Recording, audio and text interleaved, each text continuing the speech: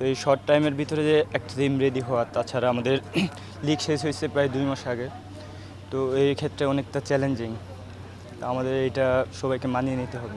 আসলে প্ল্যানিং বলতে আমাদের মেন টার্গেট হচ্ছে আমরা এফসিএম কাপ যে বাছাই পর্ব আছে এখানে ভালো কিছু করার, যেহেতু সেই লক্ষ্যে হচ্ছে আমাদের আমরা এখনও গ্রুপ মানে পট 4-এ আছি। তো এইখানে আমাদের সামনে একটা সুযোগ রয়েছে যে যখন আমাদের ফিফা র্যাঙ্কিং যদি আমরা আগাইতে পারি, তাহলে আমরা গ্রুপ যদি পট 3-তে যদি চলে আসি, তখন আমাদের জন্য একটা ইজি হয়ে যাবে আর কি। তো যে আমাদের এশিয়ান কাপের যেগুলো গ্রুপ পর্বে আছে, আমরা এখন 4 নম্বর পটে আছি। তো আমরা যদি 3 নম্বর পটে চলে আসতে পারি, তাহলে আমরা 4 নম্বর থেকে একটা টিম পাচ্ছি, একটা এক্সট্রা টিম। তো সেই ক্ষেত্রে আমাদেরকে এই ম্যাচটা খুবই ইম্পর্ট্যান্ট, একটা গুরুত্বপূর্ণ দিবে। আসলে দেশের এই পরিস্থিতিতে আমরা সর্বোচ্চ চেষ্টা করতেছি, যারা বাংলাদেশের হয়ে প্রতিনিধিত্ব করতেছি, তারা যাতে ভালো কিছু করতে পারি।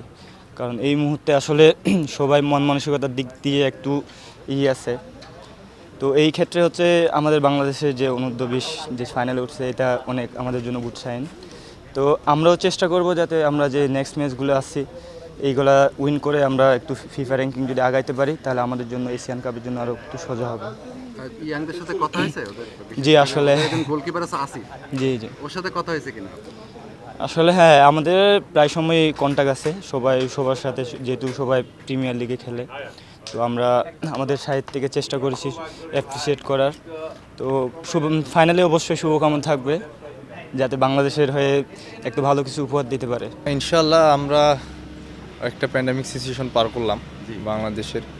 তো ভুটানের দিকটা আমি 2017-তে ভুটানে গিয়েছিলাম। ওদের আসলে ফুটবলের দিকটা অনেক উন্নত করতেছে ওরা, বাট আমরাও কিন্তু মাশাআল্লাহ ডে বাই ডে ইমপ্রুভের দিকে যাচ্ছি। আপনি গত সাপ থেকে দেখেন আমরা একটা লেভেলে আসছি। ইনশাল্লাহ চেষ্টা করতেছি সবাই মিলে ভালো কিছু করার জন্য, এবং ভুটানের সাথে আমাদের এই যে সামনে 2টা ম্যাচ আছে, আমরা আশাবাদী আমরা ভালো কিছু ফলাফল নিয়ে দেশে ফিরবো আর কি। যাক আলহামদুলিল্লাহ, কংগ্রাচুলেশন। ওরা মানে ইন্ডিয়ার সাথে খেলা পড়লেই আমাদের যেন একটা মানে বাঁচা মরার একটা লড়াই থাকে। তো এই জিনিসটা আমাদের ভিতরে কাজ করে। যাক ওদেরকে কংগ্রাচুলেশন, যেন ফাইনালে আমরা ভালো একটা ট্রফি নিয়ে দেশে আসতে পারে ওরা, এই আশাবাদ ব্যক্ত করি। চ্যালেঞ্জ হচ্ছে আমরা তো ওখানে তো সম্ভবত টার্ফে খেলা হবে মেবি।